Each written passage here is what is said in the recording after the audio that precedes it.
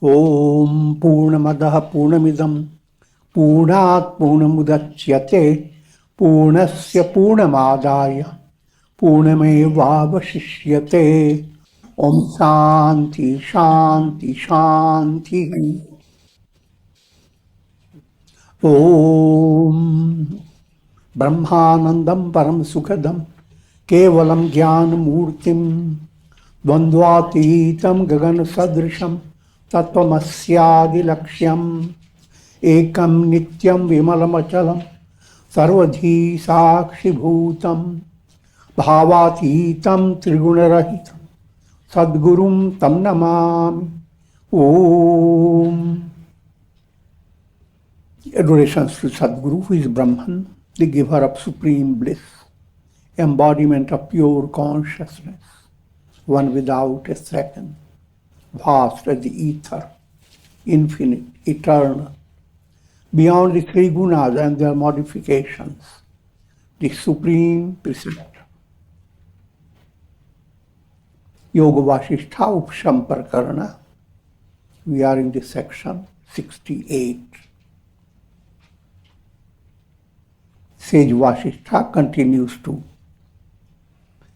give profound insight to Sri Rama,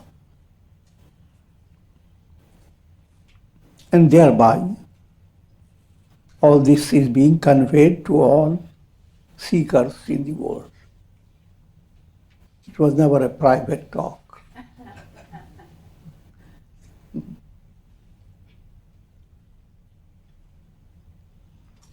You should develop the inward conviction.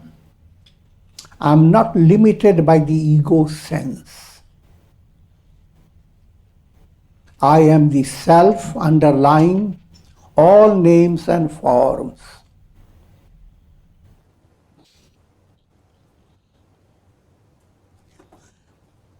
The profoundest point is human mind goes after handling so many things that one thing it misses. What is most important? What do you love most? Atmanastu kamaya sarvam priyam bhavati. You love most yourself. So first you have to settle with yourself. And then you have to see how many things you can acquire to make your settlement a big palace. But first point is figuring out the I am. But human mind misses this. You think that you will become happy if you gather things of the world by possessions, led by mind. One day mind says, this is what you should have. And you go after it. Another day with little change in your personality, little change in your attitude,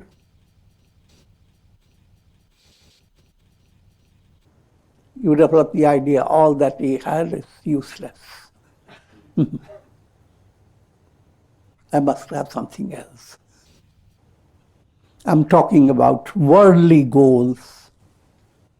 Different type of goals are there in the world, different pleasures, different excitements. And you go after one after another, led by your unenlightened mind. And you miss the point, who am I? All the energy the mind has, it goes after securing things that are like mirage. There also you have to understand things that you love, they seem to be outside of you, but they are not really outside of you. Your mind has developed a desire for the object. Now the desire has polished, whatever you want has been polished by your desire. It's called vasana. And the more desire has polished, greater is your fascination for the object. Because in that polish you are seeing your own face. Not normal face, the divine identity of yours is being reflected. But you are unable to understand that you are actually loving yourself by loving objects of the world. And by securing all those objects, you are trying to secure your own self, to the benefit of your own self. If that self is taken away, then all that you are doing, all the ducks you are putting together, they will be of no use. And therefore, as spiritual maturity develops, your mind becomes keen to understand, who am I? And that understanding is not dry intellectual search. That understanding has a kind of a big thrill. You are going to an adventure to discover, who am I? And what it would be, look like, what it would be if you have a revelation. To put it in simple way to understand, normal I am in human being is a reflected sun in a jar of water. All human minds are little water. Your personalities are like a jars. And in that jar of water, through your mental process, you have developed a concept of who am I. Like the sun has reflected in a jar of water. Now the reflected sun is of countless types. No two jars of waters have exactly the same reflected sun. All jivas are different. No two can be, they can be similar, but they cannot be identical. But from jiva point of view, your stability is completely on shaking ground. Discovery of I am implies realizing I am the sun. How much change will occur from that state of just a reflected sun?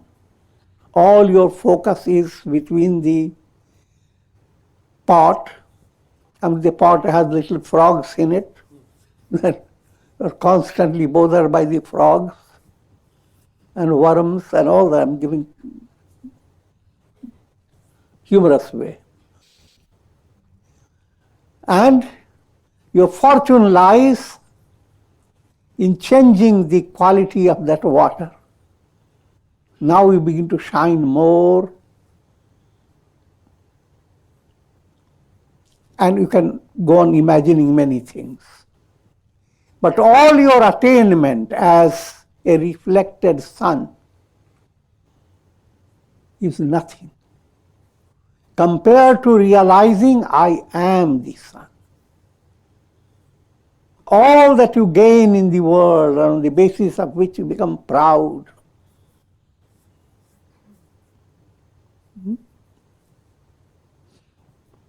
lokeshana, vitteshana, putreshana, three types of desires, vasanas. Putreshana, you want to see your lineage to continue and be happy. Vitteshana, you want to be very, very rich. There's no limit to it. And Lokeshana, you want to go viral. Not virus, viral. You want to be very popular.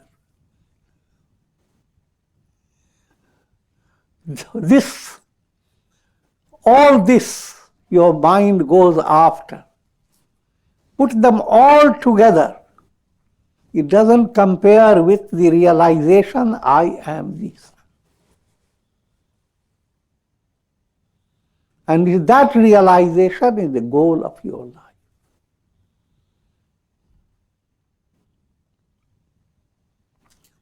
But in order to follow the path, first thing is your understanding of who am I should not be just in the same way as mind tries to understand objects of the world. Then you are putting your I also as one of the many objects. I will secure this, I will secure that, and I will secure I also. On top of all this, I am Brahman. I'm joking, but the idea that's not wise. If you become the sun, the question of securing illuminations, that doesn't arise. But if you are not the sun, then you are always shaking reflected sun, never fulfilled.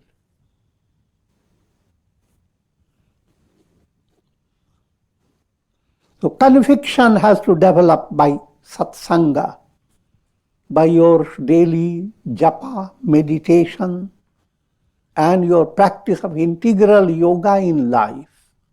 When you start doing sadhana, and the highlight of behind all that is satsanga, good association.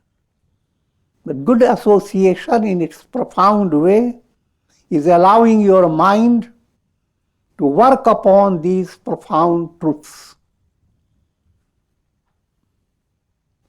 And not once, again and again and again, just like you're eating food and digesting it, nourishing it. Gada parinyaya, hammering again and again. And in this process of hammering, there comes a stage when it's not a question of doubt in your mind. You have a full conviction. The real I am, the real me, is not this mortal body. If I am in you is mortal, that's a very tragic situation. And all that you have going on attaining it for what? But I am in you is immortal. So instead of focusing your mind on mortality, add I am to it. I am mortal. Allow I am to be dominating aspect of this mortal world. And that's the mantra for immortality. All these points that we are saying is from a very advanced stage, and they are being presented to you as your goal, as your objective at a very high level. And therefore, all that I'm leading you to understand that don't rush to it. It's just like you eat food to be nourished. And if you are weak, the idea, I want to be nourished in 7 days. and you rush to go on eating so many nutritional things, that will not help you. But allow yourself to be nourished in a profound way. That process leads you to a state of nishchaya, absolute conviction in your mind. Once there is a conviction, you develop amazing patience within yourself. But even while you are developing conviction in different degrees, to that extent you go on developing your strength and patience. Everything good in you grows in progressive fashion. It doesn't come all at once. And you need to just wait, watch, and wonder. What type of conviction? There is nothing in this world other than the self. It does not matter to me whether this illusory body enjoys pleasures of the objects or remains deprived of them. So that's what mind is constantly worried about, you see. How long can I be eating rasgullas, waffles? What will happen if tongue loses its taste? And so forth. All those worries are very real, but that's where your challenge is. Not to stay with the reality of the practical world in this context. It does not matter whether the illusory body enjoys pleasures of the objects or remains deprived of them. I am ever detached from the body. Now its meaning is not that you should begin to ignore your body. And every tasty thing you don't enjoy it at all. Doesn't mean that.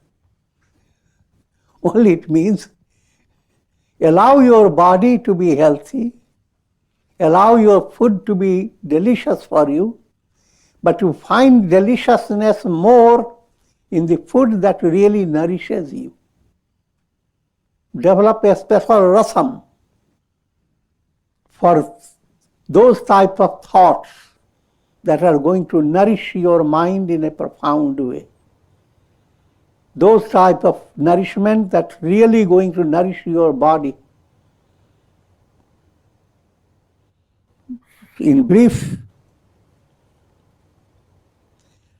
nothing practical is ignored. Rather, handle practical reality with greater skill. He who does not brag about renouncing all actions or does not engage himself in actions for the sake of perishable results. Again, as you read, your goal is to attain that state where all karmas are burnt up. Hearing this, an immature aspirant turns away from performing duties and stays stuck in a more static way. And while doing so, one goes on developing a special type of pride. How much renunciation I have practiced. How many things have I renounced? How simple am I because I have been holding on to one little shirt for 10 years.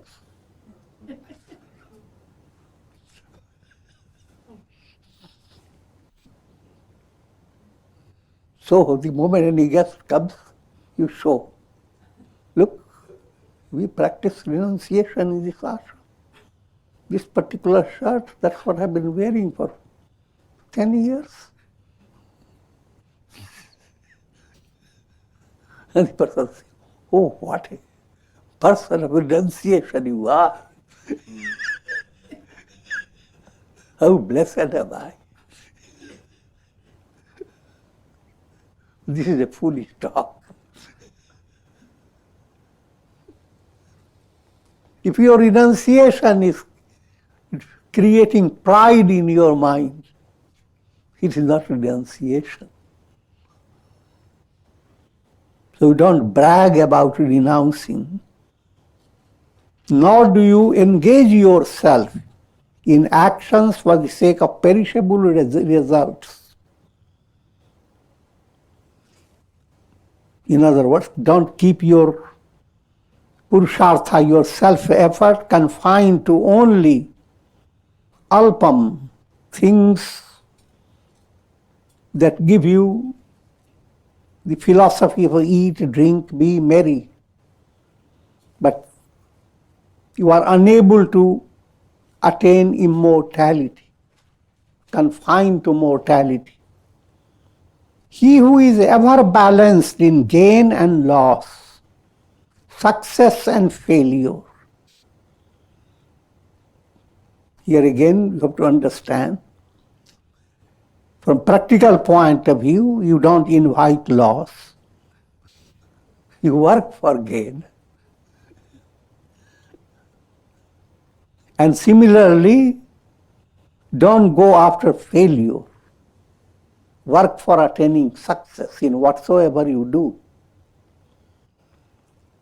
But you should not be in a state that you worked hard and instead of attaining success, you failed in your examination. And therefore, you become hatotsaha. You lost all your zeal in your study. Putting it more in a simple way of statement,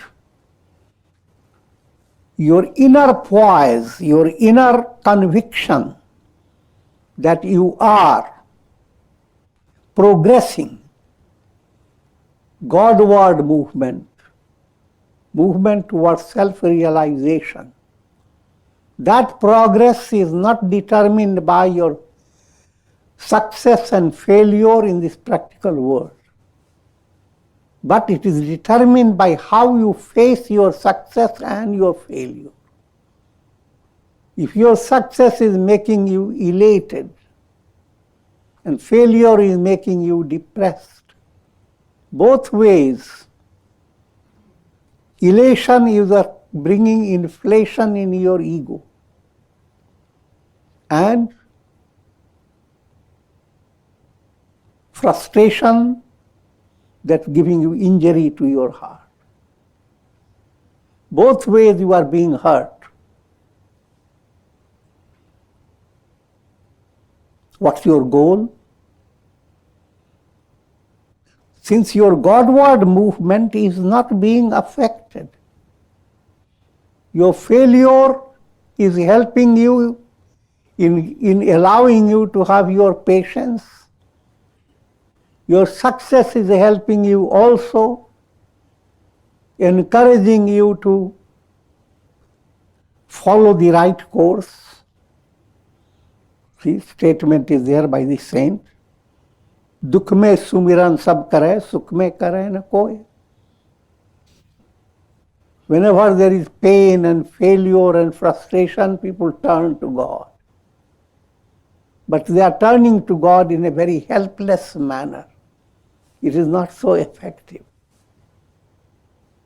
And similarly, when there is a lot of prosperity, etc., you forget about God. So only God is remembered when there is adversity and distress. Sukh mein kare na koi. When you are happy with world, there is no need for worship, going to ashram or doing anything spiritual. But that should not be so. You are a spiritual aspirant, You understand that every experience that you have has a purpose. Your pain is coming to show you path of austerity. Prosperity is coming to encourage you to be inspired, to be more charitable, to be more purposeful.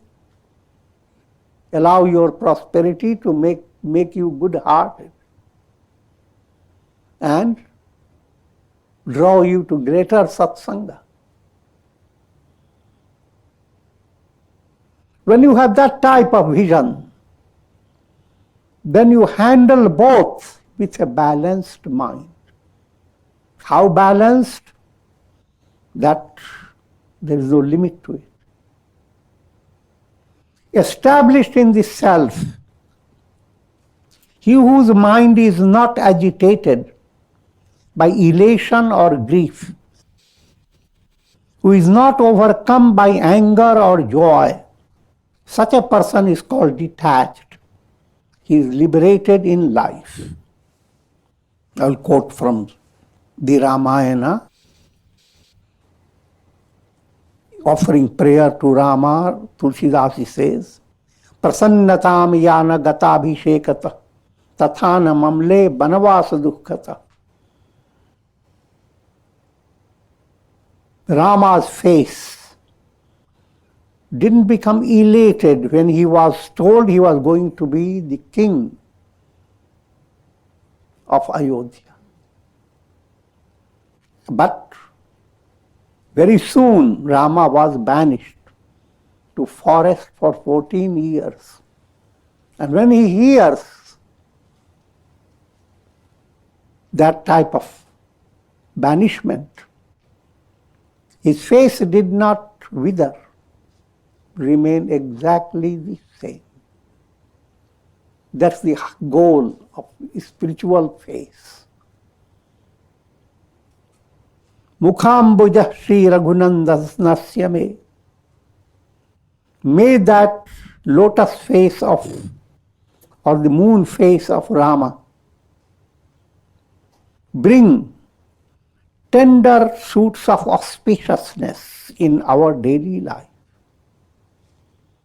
This is the ideal to work for, to remain unshaken by the varying conditions of this world. Such a person is called detached, and he is liberated in life. He who renounces all actions and their fruits mentally, not only physically, such a person is endowed with detachment. The topic is detachment, called anasakti. The detachment is simple way to understand. The more you are attached to God, greater is your detachment from the world. We recognize the world, recognize its values. The more you understand that all illuminations and you there to see and the beauty behind them, they are of the sun. So when you begin to develop attachment to the sun, if everything reminds you of the sun, then you are not running after different illuminations. They are all nothing but the same sun. That vision is detached. With the absence of attachment, many auspicious qualities unfold in a human being. But with increasing attachment, all good qualities are obscured, and numerous evils invade a human personality. If we become attached to objects of the world, as that increasing attachment develops, then all your good qualities dwindle. Behold the donkey who carries a heavy burden has his nostrils pierced by a rope. Now, in a very artistic way, Vasishtha gives various similes. And thereby he is telling you, you are the donkey. Telling the audience. Donkey carries heavy burden, lives a torturous life. And the owner of the donkey, who keeps the donkey under control, piercing the nostrils by a rope. Think of the donkey situation. The donkey has no choice. The master is leading the donkey on, putting a lot of load on its body, and wouldn't allow the donkey to rest or to anything according to its own idea. But same thing happens in a human being. Your vasanas are the rope. So, controlled by vasana means your personality becomes a donkey. And your vasanas have caught the nose of this personality. And you are being helplessly driven. You have no choice. Day by day situations develop.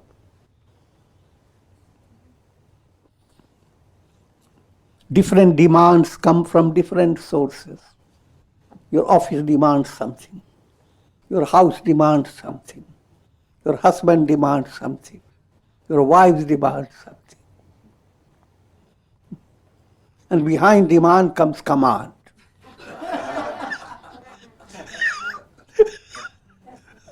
If you don't do it, you don't know what is going to happen.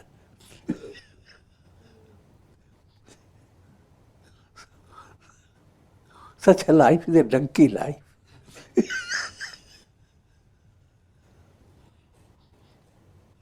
So, behold the donkey who carries a heavy burden, his nostrils pierced by a rope, and who, whipped by his cruel master, must continue to drudge along the toilsome road of misery. It is attachment that has brought the spirit to such a deplorable condition.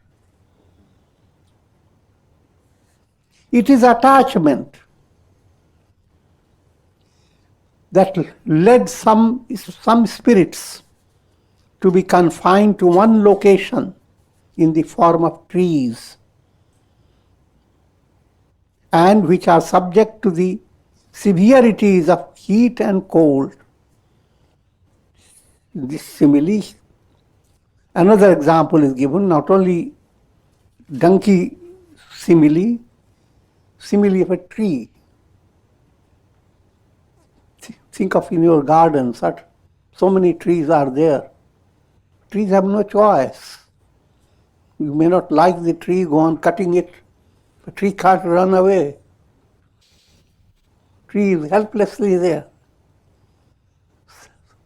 A lot of summer sun. Tree can't run away to a shade. It allows itself to be just dried up. So that becomes a predicament of an individual under the control of ignorance. Led by ignorance, not doing anything for spiritual progress, you are simply submitting yourself to the same old story of dependence. In this form, this soul must continue to endure untold afflictions helplessly. But she is not satisfied with his similes. uses simile of worms. Worms that lie in the pits of the earth and fight for their miserable existence are souls that have been led to their degraded state through attachment. If you don't have attachment, you live in the world and the world becomes your leela. Another Sanskrit word for leela is krida. Krida. But the same krida becomes kira. Kira means worms. Krida is totally different. You are meant to live in the world with the spirit of being. The world is a leela, a kind of a sport, a divine setup for your soul's progress. And if you are highly enlightened, then the world is just maya, illusion. When you have that, you are viewing the world as a sport. But when you are under ignorance, you are just a worm. Birds that dwell in trees and while away their time, starving for food, and who are injured and wounded by fowlers. It's another illustration. You are like birds, but birds that are not free to fly, wounded by fowler. Now you have no choice but to wrap yourself in the branches or somewhere in the tree, not knowing how things will happen. These are the illustrations of the degrading conditions caused by increasing attachment. Deer in the forest that feed on grass and tender shoots are subjected to the cruel arrows of hunters. Another illustration given, conditioned by ignorance, soul becomes like a deer in the forest. Looks good, but the fowler finds it very interesting not to see its goodness and its looks, but its delicious taste. I'm joking.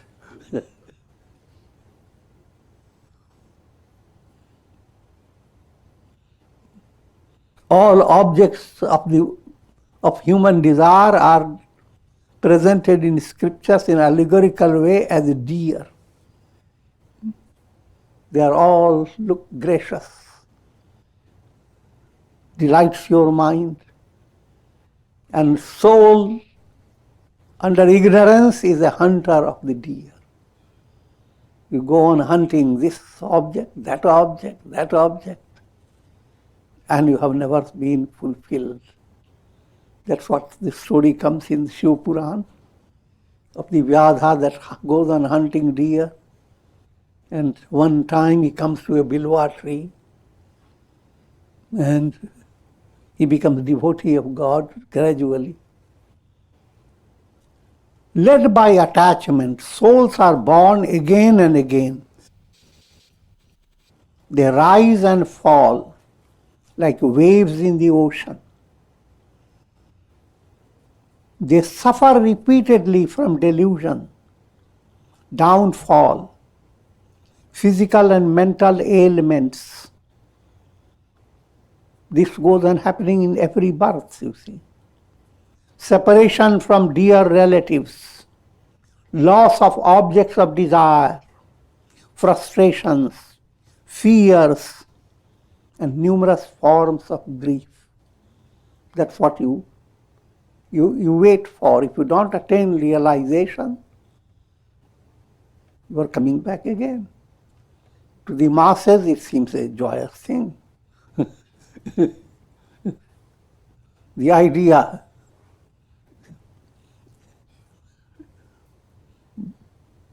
or village type of blessing, jeete raho, Go on living.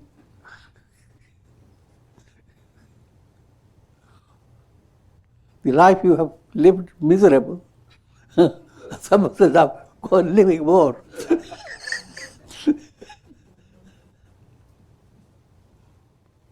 O Rama, attachment is of two types, Vandhya and Bandhya. Great words are being introduced. Vandhya means adorable. Bandhana comes from that basis. When you adore God, it's called Vandana. The Bandhya, adorable. And Bandhya, that which causes bondage. Attachment to spiritual values that lead you to liberation.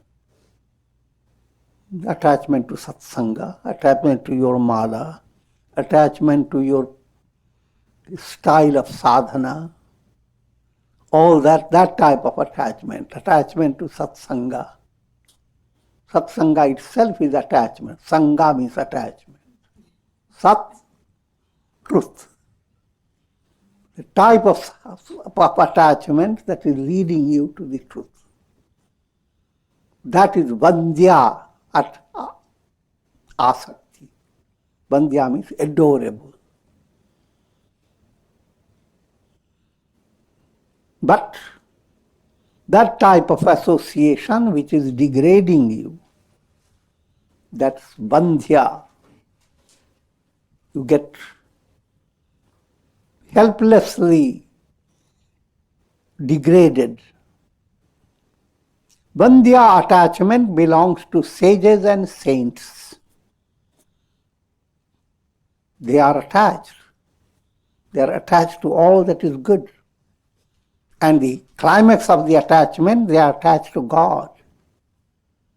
And this attachment goes on growing more and more, called anurag. Not just raga, it's anuraga. Raga is followed by another baby raga. And the baby is followed by another raga. Whole line of raga has developed. Godward movement, that's being described as anurag, increasing love. This love has no frustration about it. So it continues to increase.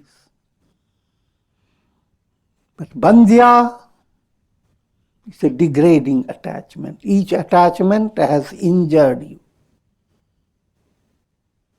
Bandhya asakti, that means that which causes bondage, leads one further and further away from the self. It is intensified by increasing ignorance gathered through numerous embodiments. More karmas, more involvement with the worldly values, and you are being drawn to degrading attachment. But Vandhya asakti, adorable attachment, aids a person in differentiating the real from the unreal. Vandhya attachment, that which is adorable attachment, satsanga is an illustration. It leads you asatoma sadgamaya, from unreal to real. Tamasoma jyotirgamaya, from darkness to light. Mrityorma amritam gamaya, from mortality to immortality. It is the adorable attachment that has led a soul to attain the glorious status of Lord Vishnu. That attachment makes you Lord Vishnu himself, who is the sustainer of creation. That enlightened state, you view the entire world as loving entity. And God supports the entire world with great love. Who holds the conch, mace, lotus and discus in his 4 hands. These are all allegorical. Conch means Gyan. You become Vishnu. Your intellect becomes intuitional. That's called Gyan movement. Mace is hammering. It's meditation. Dhyana movement. Vishnu holds lotus. That's a bhakti movement, just like a lotus. Tender petals, your heart becomes tender by bhakti, devotion. And he holds discus, chakra. But chakra relates to karma movement. Self-effort, well done, is assisted by divine grace. Your self-effort becomes accelerated. That aspect, divine aspect, is called chakra, discus. In a storyline, you always see when his devotee Arjuna is in deep trouble, Krishna lifts up his chakra, the Sudarshan chakra. And with this I will conclude. Om Trayambakam Yajamahe Sugandhim Pushtivardanam Urvarukuva Bandhanan Mrityor Mukshiyamamritat Sarve Bhavantu Sukhina Sarve Santu Niramaya Sarve Bhadrani Pashyantu Ma Kashchid Dukha Bhag Bhavet Om Shanti Shanti.